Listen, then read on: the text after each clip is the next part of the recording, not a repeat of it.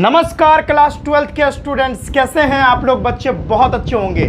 तो solid state का next topic हम लोग लेके आ गए हैं, ठीक है, जहां पर आज हम बात करने वाले हैं कि भाई ऑक्टाहेड्रल वॉइड और टेट्राहेड्रल वॉइड जो होते हैं उनका लोकेशन कहां पे है, ठीक है, यानी एक यूनिट सेल में वो आखिरकार एग्जिस्ट कहां पर करते हैं। तो आज लोकेशन देखेंगे वॉइड्स का, यानी टेट्राहेड्रल और ऑक्टाहेड्रल वॉइड का लोकेशन देखेंगे कहां पर आखिरकार वो एग्जिस्ट करता है। दूसरा बात, आज हम पैकिंग एफिशिएंसी भी देखने वाले हैं आज के इस वीडियो में, ठीक है। मेरे को पैकिंग एफिशिएंसी पहले ही पढ़ा देना चाहिए था, लेकिन ये छोटा सा टॉपिक छूट गया था तो मैं अभी करवा लेता हूँ। जी हाँ, मेरा नाम है विजेतानंद और आप देख रहे हैं आप अपना ही प्यारा सा, अच्छा सा, नन्ना सा, मुन्ना सा यूट्यूब चैनल एकलव्य वाटिका, ठीक है। थोड़ा प्यार दिखाया कीजिए, इतना मेहनत आप लोग के लिए ही कर रहा है। और हाँ, ये जो कंटेंट आपको मैं डिलीवर कर रहा हूँ वो बोर्ड लेवल तक ही सीमित नहीं है। जेई और नीट के बच्चे भी यहाँ से प्रिपरेशन बहुत अच्छा कर सकते हैं, क्योंकि हम क्वेश्चन जो है जेई एडवांस लेवल तक करवाने वाले हैं। तो टेंशन वाली बिल्कुल बात नहीं है, जो भी पढ़ा रहा हूँ एकदम पढ़ते जाओ और क्वेश्चन करते जाओ, मजा आ जाएगा, ठीक है। जिस एनर्जी में अभी हम बने हुए हैं वो एनर्जी पूरे लास्ट तक रहना चाहिए, तभी तो काफी मजा आने वाला है। जी हाँ, स्टार्ट करते हैं। मेरा मरकबा मेरे जेब में है। चलो, लोकेशन ऑफ वॉइड। वॉइड का लोकेशन क्या, हम दो वॉइड का लोकेशन देखेंगे, एक ऑक्टाहेड्रल वॉइड का और एक टेट्राहेड्रल वॉइड का। तो first of all we are going to discuss about the location of octahedral void. Octahedral void का लोकेशन होता कहाँ आखिरकार है? एक यूनिट सेल में। एक यूनिट सेल में आखिरकार हमारा ऑक्टाहेड्रल वॉइड होता कहाँ पर है? बात तो कर ली ऑक्टाहेड्रल वॉइड, टेट्राहेड्रल वॉइड, है ना, लेकिन होता कहाँ है यूनिट सेल में? एग्जिस्ट कहाँ पे करता है, कहाँ पे रहता है? वो पर्टिकुलर लोकेशन पर हम लोग आज डिस्कस करेंगे, कहाँ पर होता है आखिरकार। स्टार्ट करते हैं। तो पहले लोकेशन ऑफ ऑक्टाहेड्रल वॉइड देखेंगे। ऑक्टाहेड्रल वॉइड कहां पर होता है यूनिट सेल के अंदर? तो पहला जो है, दो जगह हमको ऑक्टाहेड्रल वॉइड हमको दिख जाता है। दो जगह यूनिट सेल में ऑक्टाहेड्रल वॉइड देखने को मिल सकता है। एक एट बॉडी सेंटर्ड, एक बॉडी सेंटर पे और एक एज सेंटर पे। एक बॉडी सेंटर पे और एक एज सेंटर पे। एक बॉडी सेंटर पे, एक एज सेंटर पे। समझाता हूं। जय श्री राम, जय श्री राम। किनका फोन आ गया? जी जी, हेलो।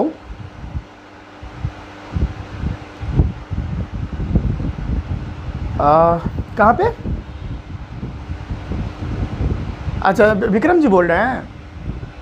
अभी हम क्लास ले रहे हैं। खैर, डॉक्यूमेंट जो है ना, हम अभी आप एडमिशन करवाने के लिए जा रहे हैं क्या? ओ तो आपको ना, मतलब देखिए, वहाँ से एक रिसिप्ट मिला होगा कि किस कॉलेज में आपका एडमिशन होने वाला है। हाँ, वो है। उसके साथ साथ आधार कार्ड का फोटोकॉपी आपको चाहिए। हाँ, उसके साथ साथ आपको चाहिए 3 फोटो ले जाइएगा आप, ठीक है। हाँ, उसके बाद क्लास 10th का जो मार्कशीट है वो लेके जाइएगा, और क्लास 10th का एडमिट कार्ड लेके जाइएगा, समझे। और जो ऑनलाइन करवाए हैं वो रिसिप्ट वगैरह जो दिया होगा वहाँ पे वो लेके जाइएगा। इतना कुछ लेके जाइएगा, आपका हो जाएगा, ठीक है। हाँ, अभी हम क्लास ले रहे हैं। ठीक ठीक ठीक, ओके ओके। थोड़ा हम चलो भाई, इसको हम क्या कर लिए हैं, इसको हम थोड़ा फ़ोन आ गया था, चलो कोई बात नहीं। हाँ, अब मैं एक यूनिट सेल बनाता हूं, और पहले देखो बॉडी सेंटर भी, बॉडी सेंटर पे, एक यूनिट सेल के बॉडी सेंटर पर भी हमारा ऑक्टाहेड्रल वॉइड दिख सकता है और एज सेंटर पर भी दिख सकता है। तो पहले हम बॉडी सेंटर पर देखेंगे कि कैसे होता है। अरे भाई, सिंपल सी बात है। देखो यहाँ पे एक बॉडी सेंटर बना दूं मैं, पहले एक यूनिट सेल बनाता हूँ। ये देखो, एक यूनिट सेल में बनाता हूँ, आपके सामने ही बनाता हूँ, सारा खेल आपके सामने ही करूंगा। ये देखो, इस कोना को मैं जोड़ा, इस कॉर्नर को जोड़ा, इस कॉर्नर को जोड़ा, इस कॉर्नर को जोड़ा। यहाँ पर एक, यहाँ पर एक, यहाँ पे एक इस तरह से तो रहता ही है, डेफिनेटली है। और इसके अलावा यहाँ तो रहता ही है। उसके अलावा ये देखो, यहाँ पर एक बॉडी दिख रहा है, यानी इस सेंटर पर, यानी यूनिट सेल के एकदम ठीक बीचों बीच अगर एक बहुत बड़ा वॉइड आपको दिखे तो वो हमारा वॉइड कौन होता है? वो ऑक्टाहेड्रल वॉइड होता है। मेरे प्यारे से बच्चों, बताओ आप क्या होता है? यानी समझो, कहने का मेरा मतलब है, एक यूनिट सेल के बीचों बीच एकदम सेंटर में, एक यूनिट सेल के एकदम सेंटर में बता तो रखा है कि बॉडी पर, एकदम बॉडी पर एक वॉइड होता है, वो हमारा हमेशा ऑक्टाहेड्रल वॉइड होता है। और उस ऑक्टाहेड्रल वॉइड से आप देख लो कि हमारा जो बॉडी डायगोनल है, यहाँ पर ये जो बॉडी डायगोनल है उस ऑक्टाहेड्रल वॉइड से ही पास होके जाएगा। यहाँ पर देखो, यहाँ पर मिल जाता है, मैं थोड़ा टेढ़ा हो गया, ये देखो यहाँ से समझ में आया? तो बड़ी डायगोनल से पास होता है, यानी हमारा कहने का मतलब बड़ी डायगोनल जो है वो हमारा ये जो देख रहे हैं ऑक्टाहेड्रल वॉइड से ही पास होता है। ठीक है, तो एक यूनिट सेल के एकदम सेंटर में एक वॉइड हमारा होगा जो हमारा ऑक्टाहेड्रल वॉइड होगा। तो ये बातें समझ में आ गई, और इसकी बात में कर लेता हूं, यानी बड़ी, अब तो समझ में आ गया ना कि बड़ी डायगोनल के ठीक बीचों बीच हमारा, देखो ये हमारा बड़ी डायगोनल है, ये बड़ी डायगोनल सीधा देख रहे हो, थोड़ा टेढ़ा बन गया, कोई बात नहीं है, लेकिन है तो बड़ी डायगोनल, यहाँ पे देख रहे हो है बड़ी डायगोनल। तो बड़ी डायगोनल के एकदम ठीक बीचों बीच हमारा एक ऑक्टाहेड्रल वॉइड देखने को मिलता है। इतना बात अगर समझ में आ गया तो अब हम आपको विजुलाइज करवाने की कोशिश करते हैं। मिर्जा सिमसिन मिटा नहीं भाई, कैसा मार्कर है यार, गांव में भाई अच्छा मार्कर नहीं मिल पाता है ना, यही वाला मिलता है, क्या है, कैम्बलिन का मिलता है। चलो कोई बात नहीं है, फ्यूचर में आप लोग का सपोर्ट रहा तो ये सब जो है प्रॉब्लम ही हट जाएगा, डिजिटल बोर्ड लाएंगे, है ना, कोई दिक्कत नहीं, आप लोग सपोर्ट बनाए रखो, सब कुछ हो जाएगा, कोई दिक्कत नहीं है। हमको हमारे विद्यार्थियों पर बहुत भरोसा है। चलो देखो, तो बड़ी डायगोनल के बीचों बीच हमारा ऑक्टाहेड्रल वॉइड है। बड़ी डायगोनल में बना दूं, इस तरीके से बड़ी डायगोनल होता है, ध्यान से देखो भाई, इस तरीके से बड़ी डायगोनल होता है, बड़ी डायगोनल इस तरह से होता है। हाँ, यहां पर कॉर्नर वाला देखो, यहां पर दिख भी रहा होगा, यहां पर कॉर्नर वाला एटम है, लगा दिए, यहां पर भी कॉर्नर वाला एटम है, लगा दिए, और ठीक यहां पर, ठीक ये बड़ी के बीचों बीच ये जो देख रहे हो ना, ये यहां पर हमारा ऑक्टाहेड्रल वॉइड होगा। क्या होगा? यहां पर हमारा होगा ऑक्टाहेड्रल वॉइड। और हम लोग ये भी जानते हैं कि ये कॉर्नर से, यानी बड़ी डायगोनल का जो डिस्टेंस होता है वो क्या होता है भाई, √3a होता है। यहां से लेकर इस कॉर्नर से लेकर इस कॉर्नर का डिस्टेंस √3a होगा, क्योंकि बड़ी डायगोनल का डिस्टेंस कितना होता है, √3a होता है। तो अगर हम पूछे कि भाई यहां से लेकर यहां तक की डिस्टेंस आप बता दो मेरे को, तो क्या होगा, यहां से लेकर यहां तक की डिस्टेंस अगर √3a है तो इसका आधा कर दो भाई, √3a/2। यहां से लेकर यहां तक की डिस्टेंस कितनी हो जाएगी, √3a/2। फिर अगर हम यहां से लेकर इस ऑक्टाहेड्रल वॉइड से लेकर इस कॉर्नर वाले एटम का हम डिस्टेंस पूछे तो इसका भी क्या होगा, √3a/2 ही होगा। बोलो बातें समझ में आ रही बच्चों? तो मेरा कहना यही था कि पहला आपको एक यूनिट सेल में आपको बड़ी सेंटर पर एक ऑक्टाहेड्रल वॉइड देखने को मिलेगा, और कॉर्नर वाले एटम से उस ऑक्टाहेड्रल वॉइड जो कि सेंटर में है, बड़ी के सेंटर में है, वहां तक का जो डिस्टेंस अगर आप कैलकुलेट करोगे तो √3a/2 होगा, क्योंकि हमारा ये जो है बड़ी डायगोनल का आधा होता है ऑक्टाहेड्रल वॉइड, वहीं पे होता है, सेंटर में रखा हुआ होता है। बातें समझ में आ रही हैं? बहुत अच्छी। चलो, तो बड़ी सेंटर वाला केस आपको समझ में आ गया कि हाँ भाई यूनिट सेल के एकदम बीचों बीच जो है हमारा एक ऑक्टाहेड्रल वॉइड होता है। तो पहला लोकेशन तो पता चल गया कहाँ होता है। दूसरा जो है एट एज सेंटर, ओ भाई बड़ी सॉरी एक यूनिट सेल के एजेस भी तो होते हैं, एक यूनिट सेल में 12 एजेज भी होते हैं, ये हम बहुत अच्छे तरीके से जानते हैं। एक यूनिट सेल के अंदर 12 एजेज होते हैं, वो 12 एजेज पे आपको ऑक्टाहेड्रल वॉइड देखने को मिलेगा, और एक यूनिट सेल में वो ऑक्टाहेड्रल वॉइड का कंट्रीब्यूशन 1/4 ही होगा। याद रखो इस बात को। याद है कि कोई भी एटम अगर एज पे रहता था, किसी यूनिट सेल के एज पे कोई एक एटम रहता था, उसका कंट्रीब्यूशन उस यूनिट सेल में 1/4 ही होता था। मैं बताता हूं, देखो देखो यहां पर बना लेता हूं, इधर से एक, इधर से, देखते रहो भाई, फील करवा दूंगा, टेंशन वाली बात नहीं है, ठीक है, ध्यान से देखते रहो बस। आप देखो ये कॉर्नर पर तो एटम होंगे ही होंगे, ये कॉर्नर पर एटम तो होंगे ही होंगे, लेकिन ये जो एजेज दिख रही है आपको, ये एजेज, ये एज, ये एज, ये एज, ये एजेज पे भी अगर आपको टेट्राहेड्रल वॉइड देखने को मिलेगा। यहाँ पर ये एजेज पे, ये एज पे, ये एज पे, हर एक एज पे आपको टेट्राहेड्रल वॉइड, सॉरी टेट्राहेड्रल बोल रहा हूँ, ऑक्टाहेड्रल वॉइड देखने को मिलेगा। मेरा दिमाग हैंग कर जाता है कभी कभी। ये tetrahedral void, sorry octahedral void, octahedral void, ठीक है। आपको ये जो एजेस दिख रहे हैं, हर एक एजेस पे आपको ऑक्टाहेड्रल वॉइड देखने को मिलेगा, लेकिन ऑक्टाहेड्रल वॉइड देखने को तो मिलेगा, लेकिन इस ऑक्टाहेड्रल वॉइड का कंट्रीब्यूशन क्या होगा, 1/4 ही होगा इस एक यूनिट सेल में। क्यों? क्योंकि इसके ऊपर भी यूनिट सेल होता है, ठीक है, इसके पीछू भी यूनिट सेल होता है और उसके ऊपर भी यूनिट सेल होता है, तो इसका कंट्रीब्यूशन 1/4 होता है, ये आपको मैं बता चुका था। ठीक है, आ गई बातें समझ में, बस वही बात यहाँ पे लिखा हुआ है। और हर एक बात बताएंगे। जैसे देखो बडी सेंटर वाला केस तो हम समझ गए कि देखो भाई टोटल ऑक्टाहेड्रल वॉइड अगर आप देखना चाहोगे बडी सेंटर में तो वो एक ही होता है।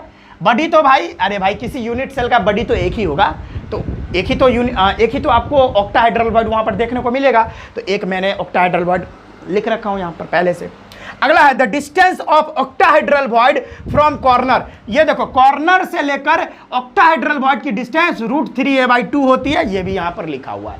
बातें समझ में आ गई? हाँ सर समझ में आ गई। चलो अब देखो एज सेंटर की बात करते हैं। एक यूनिट सेल में ये तो कॉर्नर वाले एटम है और यहाँ पर देख रहे हो एज सेंटर पर हमारा ऑक्टाहेड्रल वॉइड है, लेकिन इस ऑक्टाहेड्रल वॉइड का कंट्रीब्यूशन 1/4 ही होगा उस यूनिट सेल में। तो देखो यहाँ पर टोटल ऑक्टाहेड्रल वॉइड कितने होंगे? 12 होंगे, 12 एजेज हैं, सारे एजेज पे एक एक ऑक्टाहेड्रल वॉइड, तो 12 एजेज होते हैं यूनिट सेल में। तो 12 और कंट्रीब्यूशन 1/4 होता है, ये आपको 3 टाइम कट करेगा, तो टोटल वैल्यू कितनी आ गई? 3 ऑक्टाहेड्रल वॉइड पूरे यूनिट सेल में होंगे।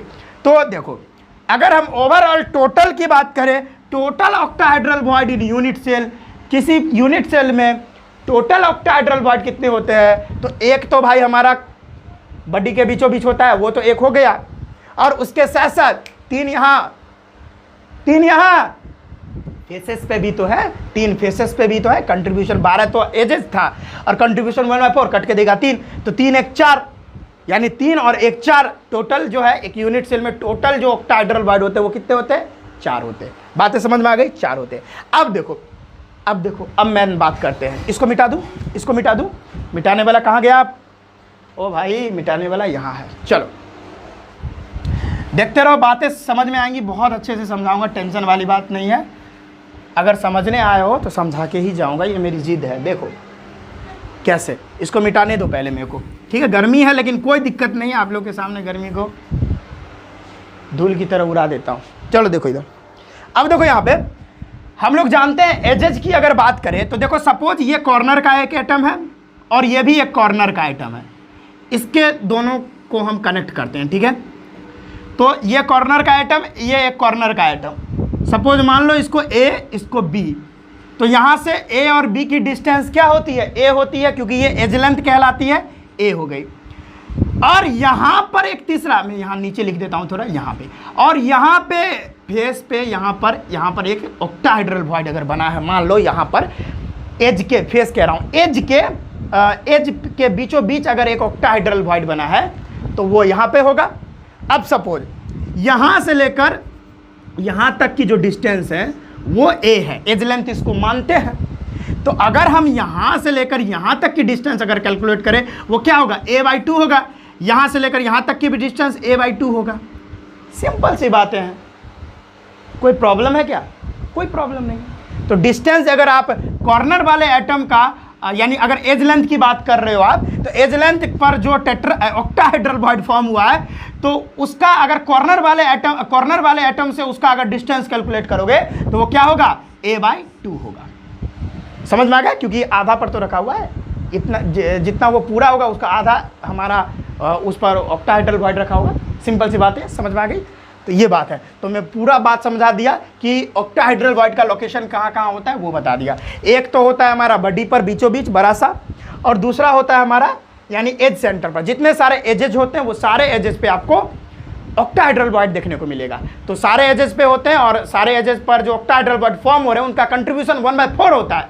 तो होते कितने एजेज हैं, मतलब एक यूनिट सेल में एजेस कितने होते हैं? 12 एजेज होते हैं, कंट्रीब्यूशन 1/4 कट के देगा आपको 3, और तो 3 इधर हो गया, 3 यानी एजेज सेंटर पर, और 1 हो गया बडी सेंटर पर। तो टोटल जो है एक यूनिट सेल में टोटल ऑक्टाहेड्रल वॉइड कितने होते हैं? 4 होते हैं। और आपको लोकेशन भी बता दिया कि बडी सेंटर पर भी होता है एक बडी सेंटर पर, और टोटल बात करें तो 3 हमारे एज सेंटर पर होते हैं, ठीक है?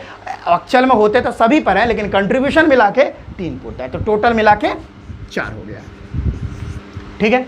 तो इसको नोट करो। ये तो ऑक्टाहेड्रल वॉइड का था। अब टेट्राहेड्रल वॉइड की बात करते हैं, इसको नोट कर लो आप पहले।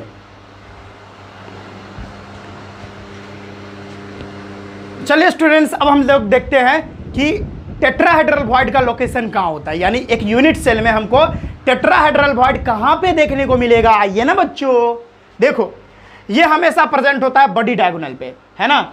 आपको पता होगा ऑक्टाहेड्रल वॉइड भी बड़ी डायगोनल पर होता है, यानी बड़ी के बीचों बीच होता है, लेकिन और हाँ टेट्राहेड्रल वॉइड भी बड़ी डायगोनल पर होता है। और एक और बात मैं बता दूं कि एक हमारा जो यूनिट सेल होता है वो क्यूब की तरह होता है। वैसे तो यूनिट सेल बहुत तरह के होते हैं, क्यूब भी बला होता है, ऑर्थोरोम्बिक, रोम्बोइडल, बहुत तरह के होते हैं, हमने पढ़ा था। लेकिन अगर हम क्यूब की बात करें तो क्यूब में कितने डायगोनल होते हैं, बड़ी डायगोनल कितने होते हैं, एक वहां से उस कॉर्नर से मिला दो, इस कॉर्नर एक हो गया, उस कॉर्नर से इस कॉर्नर मिला दो, दो हो गया, ठीक है। अब इस कॉर्नर से उस कॉर्नर मिला दो, चार हुआ, और इस कॉर्नर से उस कॉर्नर मिला दो, तीन हो गया, और उसके बाद चार हो गया। यानी एक वहां, एक दो यहाँ, ठीक है, उसके बाद तीन यहाँ, और उसके बाद चार वहाँ, चार हो गया ना। तो एक बड़ी डायगोनल एक यूनिट सेल में चार बड़ी डायगोनल हो सकते हैं। तो मैं बताता हूं, देखो तो समझो, एक बड़ी डायगोनल हम ऐसे करके बता देता हूं, जैसे देखो यहाँ पे एक बड़ी, चलो पहले ऐसे ही बता देता हूं। देखो ये हमारा क्या है, देखो ध्यान से देखो आप, ये हमारा यूनिट सेल बन रहा है धीरे धीरे।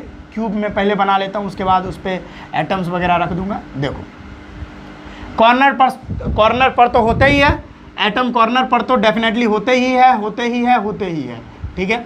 उसके साथ साथ सुनो, एक क्यूब में कितने बड़ी डायगोनल होंगे, देखो भाई, एक तो ये होगा इस तरीके से, एक ये हो गया, दूसरा ये होगा, ठीक है। तीसरा क्या होगा, तीसरा यहां से लेकर यहां होगा, और चौथा क्या होगा, अरे भाई मिल जा, तीसरा यहां से लेकर यहां होगा, और चौथा कहां होगा, देखो चौथा यहां से लेकर इस कॉर्नर का डिस्टेंस ये यहां होगा लगभग में, ठीक है। तो यहां पर देख रहे हो, ये सारा जो है यहां पर जो देख रहे हो, ये मिडिल में जो देख रहे हो ना, जहां से हर एक पॉइंट कट रहा है, वो जो है पॉइंट ऑफ इंटरसेक्शन हमारा क्या होता है, वहां पर हमारा ऑक्टाहेड्रल वॉइड होता है। लेकिन ये जो आप पूरा बड़ी डायगोनल देख रहे हो, मैं ये तो अभी कचरा हो गया, मैं बस बताना चाह रहा था कि एक क्यूब में यानी एक यूनिट सेल में चार बड़ी डायगोनल होते हैं। ये तो समझ में आ गया चार कैसे होते हैं। और यहाँ पर जहाँ पर देखो मिल रहा है, ये पूरा बड़ी है, यानी ये इस यूनिट सेल का पूरा बड़ी सेंटर है, तो यहाँ पर एक ऑक्टाहेड्रल वॉइड तो होगा ही। लेकिन ऑक्टाहेड्रल वॉइड हमको नहीं जानना है, हमको तो टेट्राहेड्रल वॉइड जानना था। तो इसके लिए हम एक बड़ी डायगोनल बना लेते हैं, एक बड़ा सा बड़ी डायगोनल। चलो एक बड़ा सा बड़ी डायगोनल में इस तरह से बना लिया, ये कॉर्नर वाले एटम, ये कॉर्नर वाले एटम, ठीक है, समझ में आ गया, बहुत बढ़िया।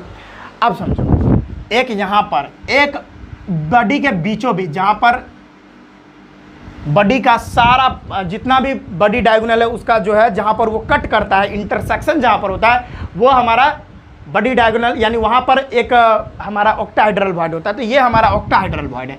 ये क्या है भाई, ये ऑक्टाहेड्रल वॉइड है, और ये बड़ी डायगोनल है। तो यहाँ से लेकर यहाँ तक की डिस्टेंस √3a होगी डेफिनेटली, इसमें तो कोई शक नहीं है।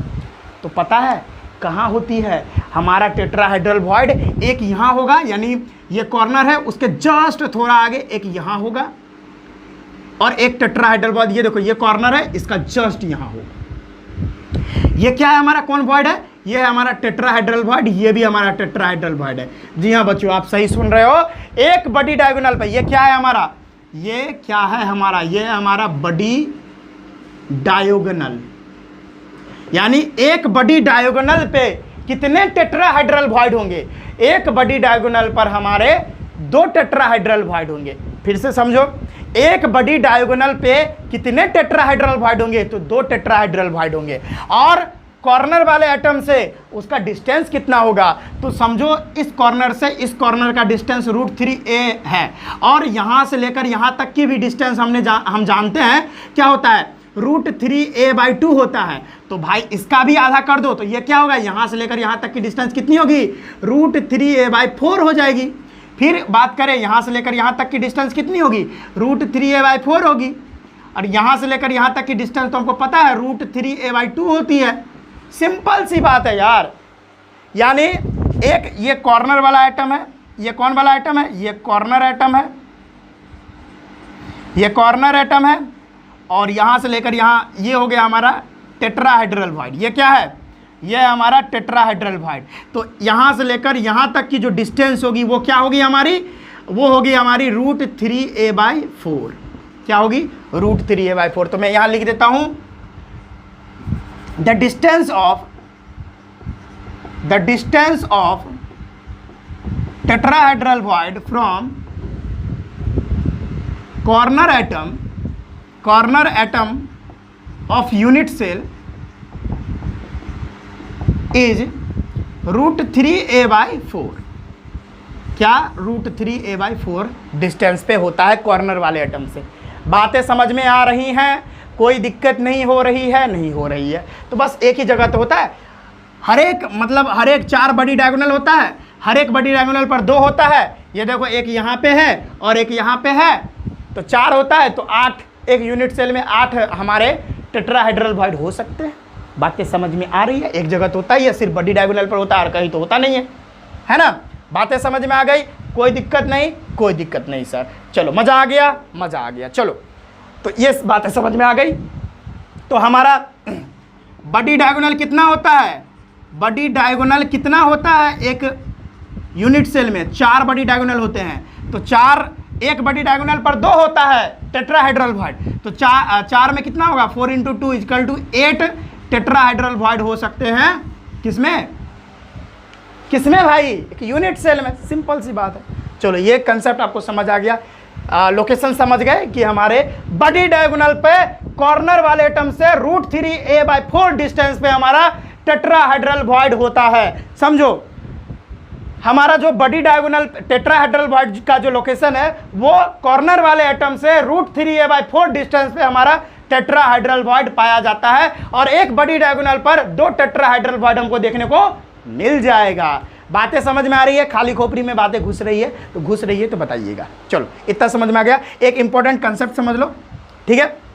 एक बहुत प्यारा कंसेप्ट है कि देखो, अगर किसी भी यूनिट सेल में एटम की संख्या Z है, अगर किसी यूनिट सेल में एटम की संख्या Z है, तो उसमें जो ऑक्टाहेड्रल वॉइड होंगे वो भी Z हो जाएंगे, और टेट्राहेड्रल वॉइड होंगे वो दुगुना हो जाएंगे, 2Z हो जाएंगे। जैसे एग्जांपल बताता हूं, सपोज हमारा CCP जो लेटाइस होता है, यानी क्यूबिक क्लोज पैकिंग, जो हमारा FCC के तरह होता है, तो FCC में कितने एटम होते हैं? 4 एटम होते हैं।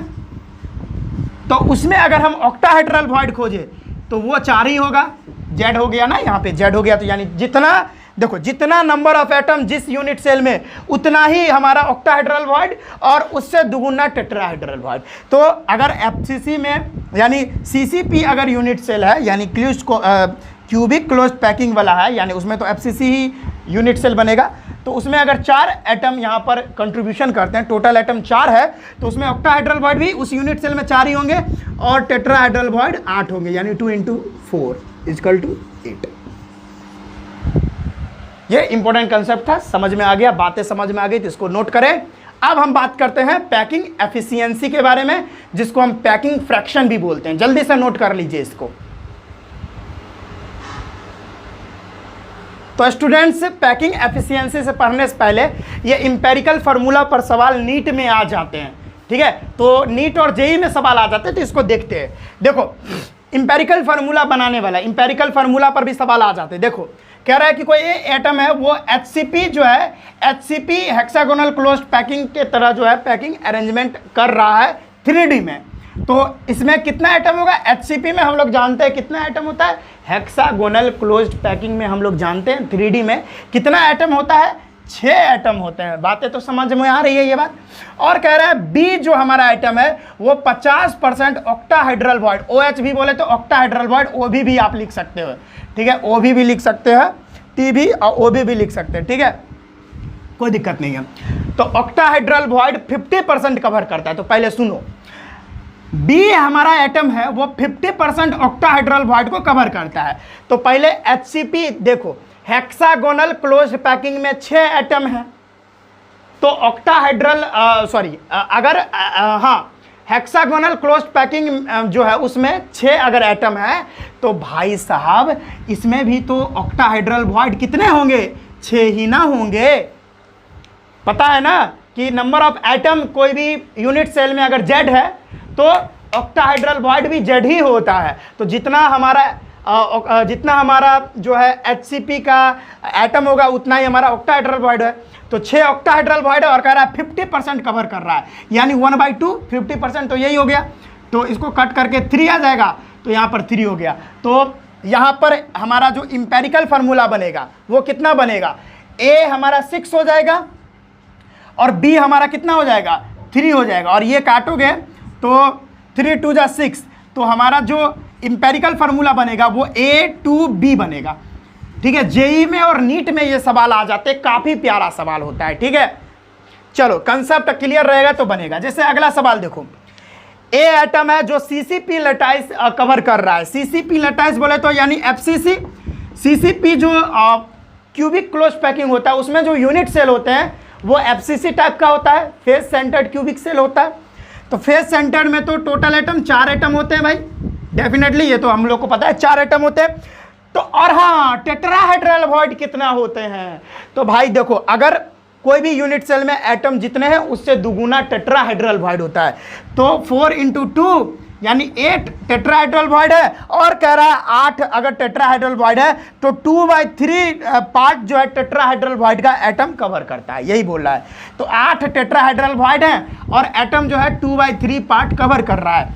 तो इसको अगर आप मल्टीप्लाई करोगे तो 8 2 जा 16/3, 16/3। तो इसका इंपेरिकल फार्मूला कैसे होगा, देखो ए क्या है, ए हमारा 4 है, ए हमारा क्या है 4 है। बातें समझ में आ रही है, हाँ ए तो 4 है। बी कितना होगा, देखो यहां पर बी हो जाएगा हमारा 16/3, 16/3। तो इसको अगर आप कैलकुलेट करोगे तो देखो यहां पर 4 3 जा 12 गुना हो जाता है, मल्टीप्लाई हो जाता है। ए 4 3 जा 12, बी 16, तो 4 3 जा 12, 4 4 जा 16। तो फार्मूला हमारा क्या बना, ये हमारा इंपेरिकल फार्मूला बना A3B4, A3B4, ये हमारा इंपेरिकल फार्मूला बन के नीट में सवाल आ जाते हैं बच्चों। अब जैसे अगला सवाल है, देखो X जो है हमारा HCP लेटाइस, X जो है हमारा HCP लेटाइस कवर कर रहा है, यानी हेक्सागोनल क्लोज्ड पैकिंग 3D में। तो इसमें जो यूनिट सेल बनते हैं वो कैसा बनते हैं, हेक्सागोनल क्लोज्ड वाला बनता है, हेक्सागोनल वाला बनता है। तो उसमें कितने एटम होंगे, 6 एटम होंगे। और अगर 6 एटम है तो ऑक्टाहेड्रल वॉइड भी 6 ही होगा, डेफिनेटली, बहुत बढ़िया। लेकिन उसका 1/3 पार्ट कवर कर रहा है एटम का, यानी Y एटम है वो ऑक्टाहेड्रल वॉइड का 1/3 पार्ट ही कवर कर रहा है, तो इंटू 1/3 पार्ट, तो ये कट के 2 दे देगा। तो हमारा X जो है हमारा 6 होगा और Y जो है हमारा क्या होगा 2 होगा, ये कट के क्या होगा 3 हो जाएगा, 2 3 जा, तो हमारी वैल्यू कितनी आई, यानी इंपेरिकल फार्मूला क्या हुआ X3Y हो गया। तो इस तरीके से इंपेरिकल फार्मूला हम लोग बना सकते हैं, नीट में सवाल आ जाते हैं। खैर इससे रिलेटेड बहुत सारे सवाल हम जब ये चैप्टर कंप्लीट होगा तब करवाने वाले हैं। तो ये 3 सवाल में करवा दिया, थोड़ा आइडिया लग गया होगा, इसको नोट कर लीजिए, आप लोग नोट कर लीजिए जल्दी से।